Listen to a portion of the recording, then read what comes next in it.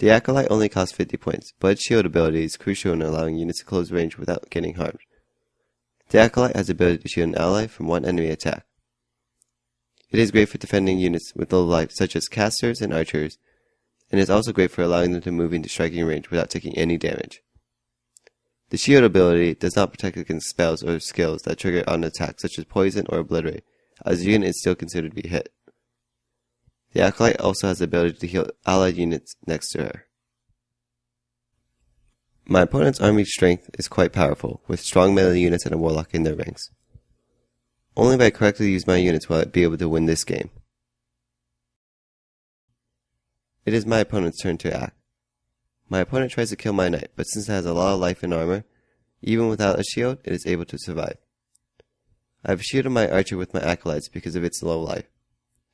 It is important I keep my archer alive for my next turn. Since my opponent was unable to kill any units, I start my counterattack. My turn begins, and I use my melee units to get rid of my opponent's warrior. I focus on the warrior because he can attack multiple of my units in one attack, so I need to get rid of him as quickly as possible.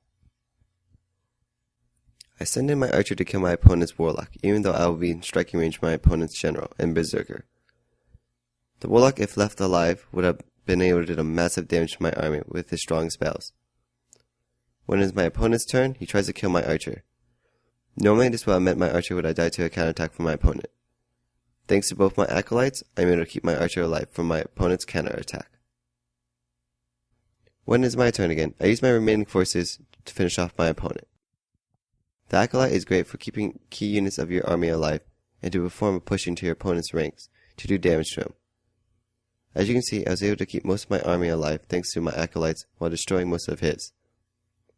When building an army, you always want to consider adding in support units. With a relative low cost, the Acolyte is a great addition to any army.